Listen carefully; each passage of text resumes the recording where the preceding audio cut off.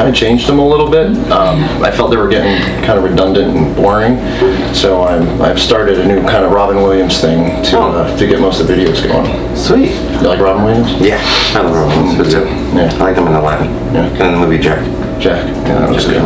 Good Morning Vietnam was my favorite. Oh, that's a really good one. Good evening, YouTube! So, jeez. Yeah. That's a warm welcome in right there. So I tried something a little different, a little higher energy, get me into it. But and the first time I did that, I didn't tell Matt at all. I just had like a little epiphany and just kind of belted it out, and he was like, it's like this total state of panic on his face.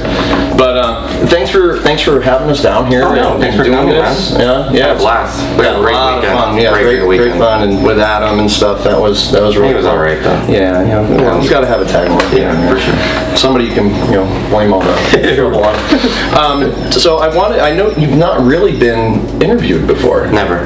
Actually, this is probably my first interview. That's crazy. Yeah, the friend I'm doing the live one with Adam and them on Wednesday. Well, I appreciate it. Happened. Yeah, I really appreciate it. So I guess one of the ones that's kind of, I mean, a lot of the questions will be kind of redundant for most interviews because you've not really been interviewed before. Yeah. So I know you've mentioned a couple times in your vlogs, you talked about, you really got into the ball pythons because of the kids and the YouTube thing kind of drove that. But where did the whole like reptile fascination thing come from? Well, I mean, I've always been into reptiles since I was, like a little kid. Like I was telling you guys on the drive up here.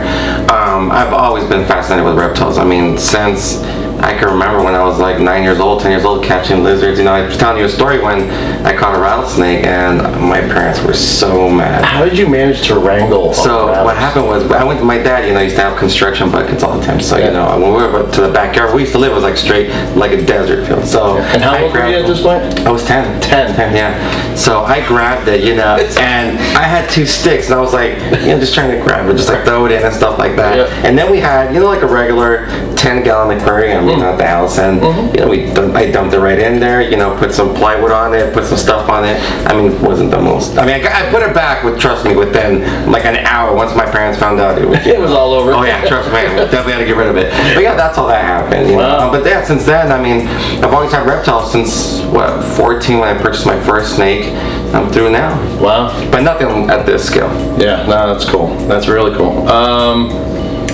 So what would have been like your first real run at, say, breeding? What type of? Bearded dragons. Bearded dragons. Yeah, that was 8 years ago. 9 years ago. Wow. Yeah. And how long did that last? How big? 4 years. 4 to 5 years. Yeah, I remember one at the most. We probably had about 1, 2, 3, 4, 5, 6.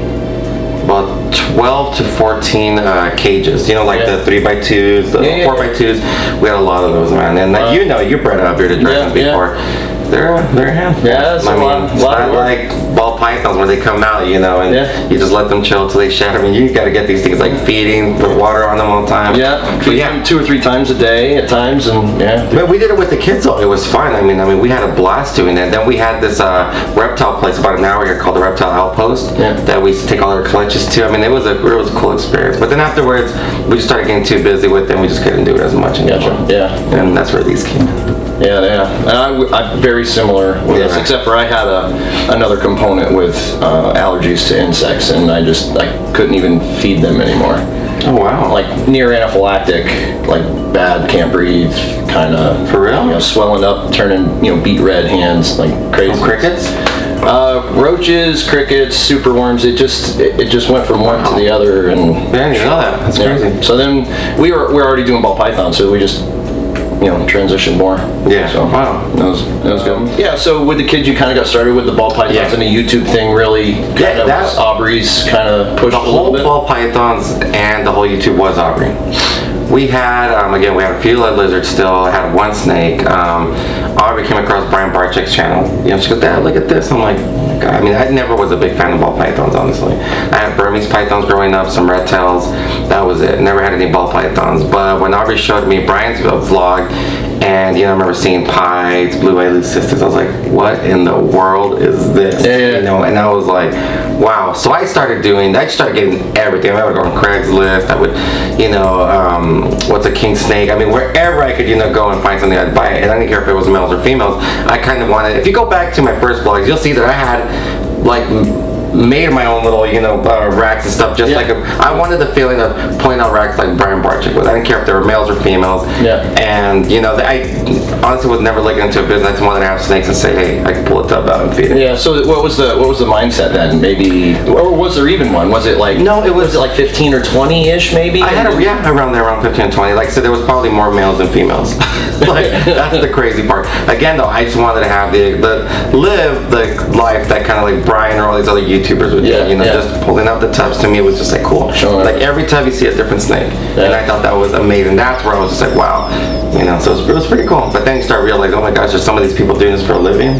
Like wow. Yeah, that's cool. So So this has obviously changed from your initial concept. So what kind of drives you now? Because it's a totally different beast than when you first started. I mean, and I've seen those beginning videos. Yeah. Well, very different level. One, like, now that I have a very bad, like, kind of like an OCD problem, right? Like, there's something that I have, like, interest in. Like, I want to go 100 miles per hour. That's like everything that I've ever done. Yeah, there's no.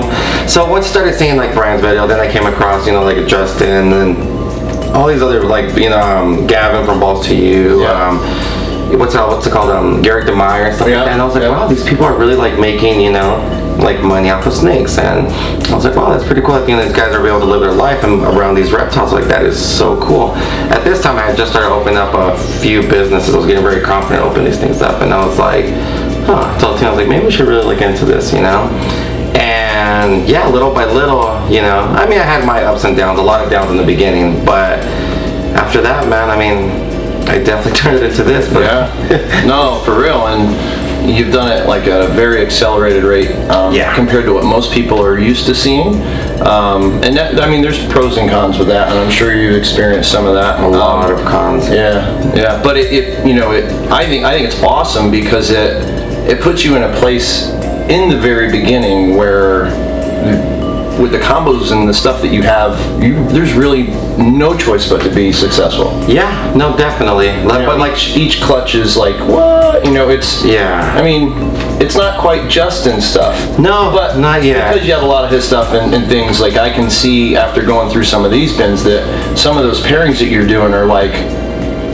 that is damn near Justin level, kind of. What I try to do, because I mean, Justin, like I said, to catch up to the guy is just hard. Well, you can't. I mean, the guy just has some stuff that's just amazing. So when I get something from Justin, I try to get something else from someone or something that he doesn't have to kind of throw a little different spice to it, Absolutely. And now Justin has told me, he's like, oh my gosh, you're doing that pairing? Like, hey, let me know when these things hatch. I'm like, he starts asking me like, hey, when are you gonna have some of this? When are you gonna have some of that?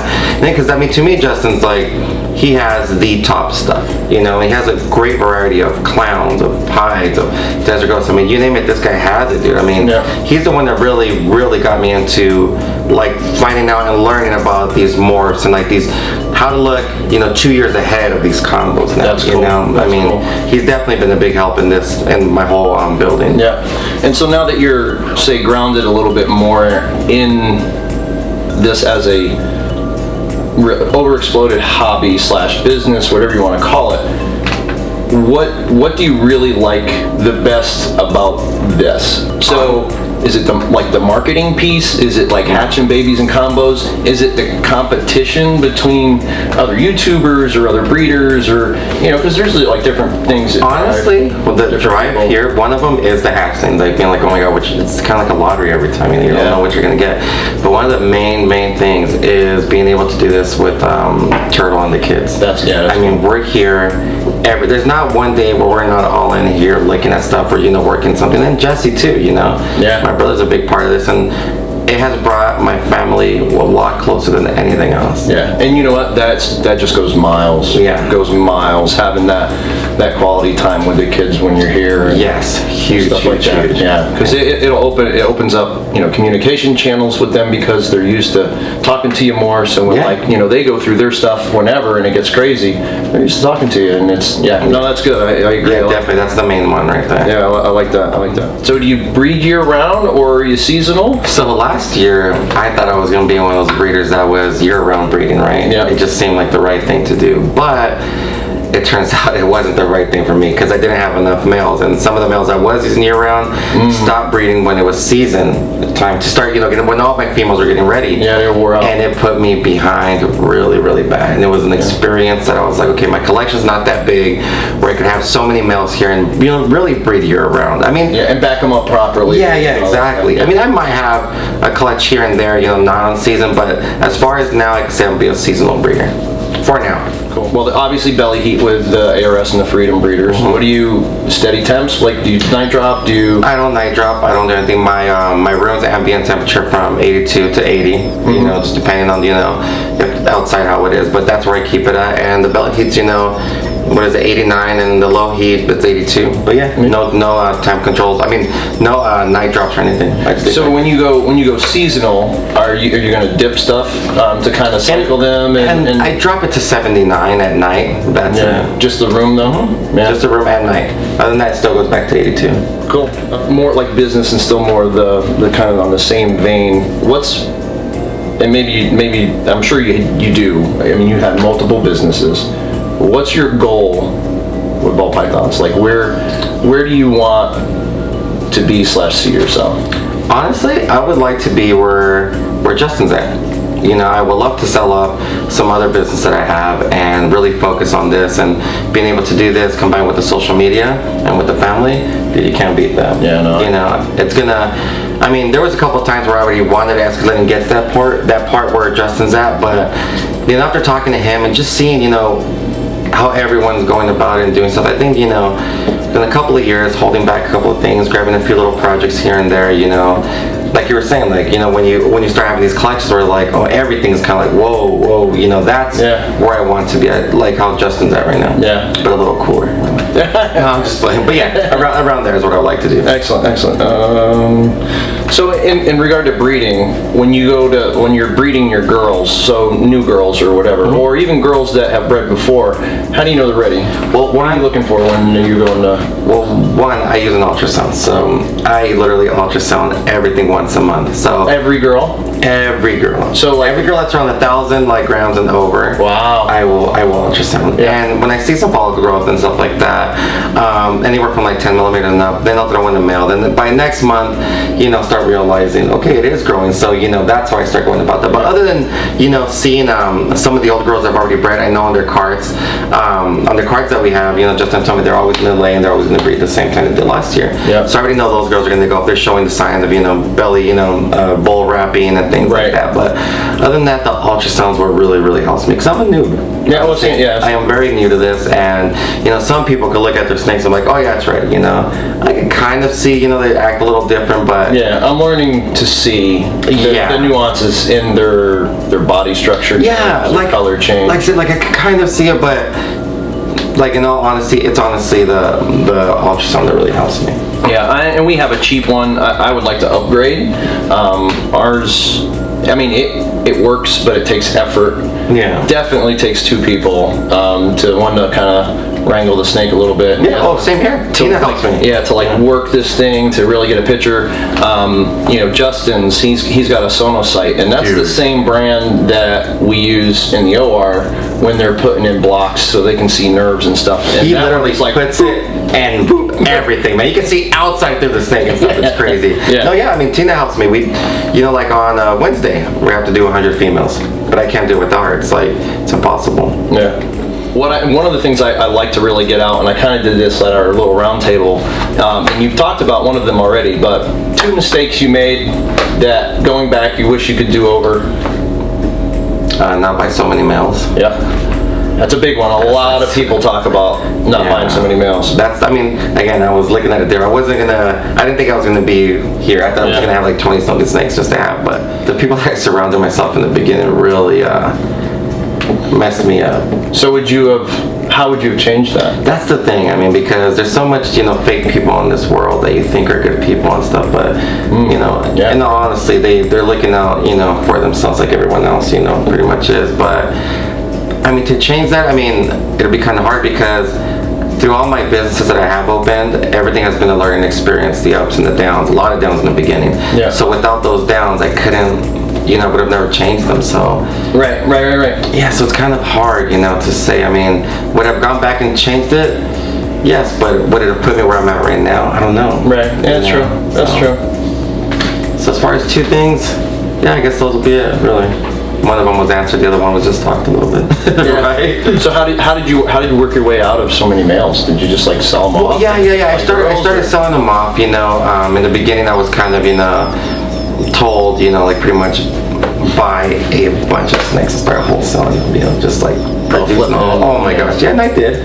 I was flipping things here and there, but I didn't realize like the whole like science behind everything, the passion, the love. I ain't talking that, but it's true. Because it was so easy to buy a couple snakes from people that couldn't sell them, and then flip them over my YouTube channel. But then I was getting so much heat, which I get a lot of heat regardless. Right. But I made it work out. I don't do that no more, guys. Just so you guys know. All right. Just a couple more. What's your favorite combo or gene, and why? Clowns. I love clowns. And the reason why I like clowns is like you can put one gene to a clown and make it look completely different, color, pattern, head stamp. I mean, it's just a totally different snake. So you think puzzle will end up working its way pretty similar? I think the puzzle is the next. Because it does, it blows, it totally changes animals too. Yes, I mean, like I was showing you my lesser puzzle.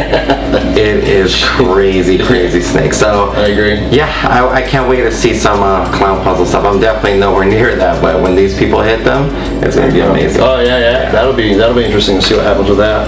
The last thing I have is in the past couple of videos you've alluded to having more space. Yeah. Because you've been procuring some larger animals that will eventually get. Yeah, I have about a year to make up my mind, basically. Yeah. 1 year. So we're gonna knock this room out, just extend it 2 feet. Just 2 feet? No, we're in the mix of things right now. Either buying a new home with some land and building, or having a facility. Nice. We're like weighing all the options. Yeah, we don't know what we're gonna do yet, but for sure within no more than 2 more months, we'll know exactly what we're gonna do. Yeah, because you don't currently breed your rodents, do you? Or no. I mean, I breed enough to feed some of the hatchlings here and there, just to have some on hand, but that's it. Yeah. So I mean, so that if you end up with a facility, that's definitely what I'm gonna want to do. I mean, we're gonna breed and kind of want to have my own private reptarium, not really open for the public, but kind of like invite only type of thing. Yeah, I mean, to hold the stuff that you like. Like the big stuff. I just love. I mean, I love ball pythons, but I mean, you get into the other species, and I mean, I'm just like a kid, man. Yeah. You want to have everything, but if I keep on grabbing all these things, Tina's gonna really kick me out, and then I'm really gonna have my own place with just nothing but reptiles. Yeah, right. I think you'll have plenty of room then, right? Oh yeah. Every nobody to tell you no.